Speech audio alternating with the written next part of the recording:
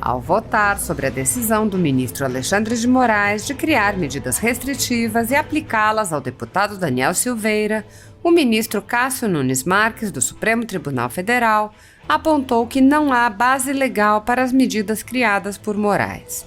O ministro Nunes Marques aponta: com a devida vênia, entendo que não há como ser mantido determinado na decisão ora submetida a referendo. O Código de Processo Penal é claro em relação a quais são as medidas cautelares cabíveis, alternativamente à prisão, e quais são as consequências do descumprimento delas, não havendo, no meu entendimento, autorização para utilização da regra do artigo 3º do referido Estatuto Legal, a qual prevê a possibilidade de aplicação analógica de regras do Código de Processo Civil apenas em caso de lacuna na legislação processual penal, o que não é o caso. Com efeito, o artigo 319 do Código de Processo Penal prevê expressamente quais são essas medidas. Após citar a lista de medidas previstas em lei no artigo 319 do Código de Processo Penal, Nunes Marques prossegue: não é cabível, pois, com a devida vênia, a criação de medidas não explicitadas no artigo 319 do Código de Processo Penal, especialmente de caráter pecuniário, que não é expressamente prevista de fiança, como a imposição de multa realizada na decisão ora objeto de referendo, com base em analogia inviável com o Código de Processo Civil, em virtude da ausência patente de lacuna legal na espécie. O ministro também explica que não cabe ao juiz criar medidas não previstas em lei, nem tampouco aplicar medidas na ausência dos requisitos previstos em lei. O ministro aponta ainda a desproporcionalidade da multa e do bloqueio de contas inventados por Moraes. Nunes Marques afirma: ressalto que a fixação de multa no valor de R$15 mil por dia, a qual em 2 dias alcançaria toda a remuneração líquida mensal do acusado, como também o bloqueio de suas contas bancárias para cumprimento das cautelares fixadas, não tem qualquer arrimo no ordenamento jurídico pátrio e caracteriza-se de forma transversa em confisco dos bens do réu em processo penal por decisão monocrática e cautelar do relator em ação penal originária, sem o devido processo legal, claramente incompatível com a Constituição da República. Afinal, vivemos em uma democracia, onde o Estado de Direito vige, não sendo, portanto, admitida a imposição de qualquer medida privativa e ou restritiva de direito não prevista no ordenamento jurídico legal e, sobretudo, constitucional. Nunes Marques lembra ainda que não cabe ao juiz inventar consequências para o descumprimento. O ministro afirma: chamo novamente a atenção no ponto que o Código de Processo Penal disciplinou as consequências para o descumprimento das medidas alternativas à prisão, não sendo, pois, lícito ao juiz inovar estabelecendo outras gravosas ao acusado e não previstas para a hipótese. Diz expressamente o parágrafo 4º do artigo 282 do referido Estatuto Processual Penal. Parágrafo 4º.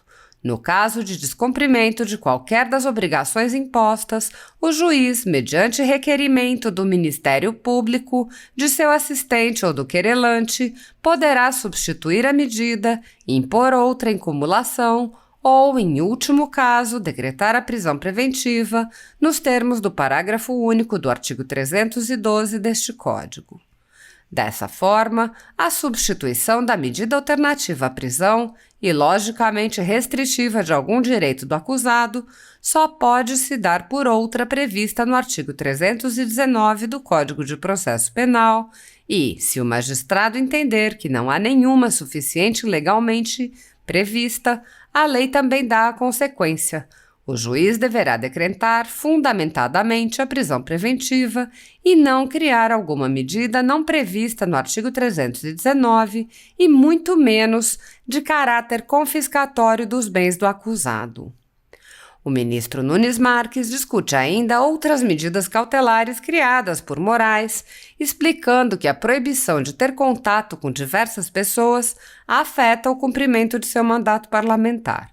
O ministro questionou como o parlamentar poderá prestar contas a seus eleitores ou fazer campanha se estiver proibido de se comunicar e acrescentou: se essas medidas, anteriormente determinadas de proibição de ter qualquer forma de acesso ou contato com os demais investigados nos inquéritos 4781 e 4874 e proibição de frequentar toda e qualquer rede social, já se mostram indubitavelmente excessivas, porque estão a restringir o pleno exercício do mandato parlamentar, como acima demonstrado, com mais razão excessivas e impeditivas do pleno exercício parlamentar, se mostram as que a elas se somaram, em virtude do descumprimento daquelas e cujo cumprimento o acusado se insurge, tais como monitoramento eletrônico, a proibição de ausentar-se do estado em que reside, salvo para Brasília, e a proibição de participar de qualquer evento público em todo o território nacional. O ministro apontou que, mesmo que seu voto seja vencido, entende que a decisão deve ser enviada à Câmara dos Deputados para apreciação, conforme previsto em lei. Nunes Marques disse: de todo modo, caso esse Supremo Tribunal Federal entenda por considerar válida alguma das medidas cautelares diversas da prisão, expressamente previstas no artigo 319 do Código de Processo Penal, medidas cautelares típicas, entendo necessária a aplicação da regra definida no próprio julgamento da ADI 5526, no sentido de que se encaminhará à Casa Legislativa que pertencer o parlamentar, para os fins a que se refere o artigo 53, parágrafo 2º da Constituição Federal, a decisão pela qual se aplique a medida cautelar, sempre que a execução desta impossibilitar, direta ou indiretamente, o exercício regular de mandato parlamentar. Porquanto, conforme acima demonstrado, o embaraço ao exercício pleno e regular do mandato parlamentar é patente. O ministro Cássio Nunes Marques apontou ainda que discorda da tipificação proposta pelo ministro Alexandre de Moraes e levantou questionamento sobre sua adequação. O ministro explicou que a decisão de Moraes cria um precedente novo e muito perigoso. O ministro disse: no ponto, indago também por pertinente. Estaria o juiz autorizado, se decretada a prisão cautelar ou mesmo definitiva do réu, e esse não se entregasse, a promover o bloqueio de todos os seus bens para que ele se entregue? Entendo com convicção que não, e que permissa vênia ao se eventualmente aceitar como juridicamente possível, o que se admite apenas por hipótese, a faculdade de que o magistrado com jurisdição criminal possa estabelecer o bloqueio dos bens do réu no processo penal, total ou mesmo parcialmente, para forçar o cumprimento de uma medida cautelar restritiva de sua liberdade, estaria esta Corte criando um precedente novo e muito perigoso e com o qual, com a máxima vênia, não tenho como concordar por violar vários direitos e garantias previstos na Constituição, em especial nos incisos 2, 22, 54 e 55 do artigo 5º da Constituição da República, in verbis. Artigo 5º. Todos são iguais perante a lei, sem distinção de qualquer natureza, garantindo-se aos brasileiros e aos estrangeiros residentes no país a inviolabilidade do direito à vida, à liberdade, à igualdade, à segurança e à propriedade, nos termos seguintes. Inciso 2. Ninguém será obrigado a fazer ou deixar de fazer alguma coisa, senão em virtude de lei. 22. É garantido o direito de propriedade. 54. Ninguém será privado da liberdade ou de seus bens sem o devido processo legal. 55. Aos litigantes em processo judicial ou administrativo e aos acusados em geral são assegurados o contraditório e ampla defesa com os meios e recursos a ela inerentes.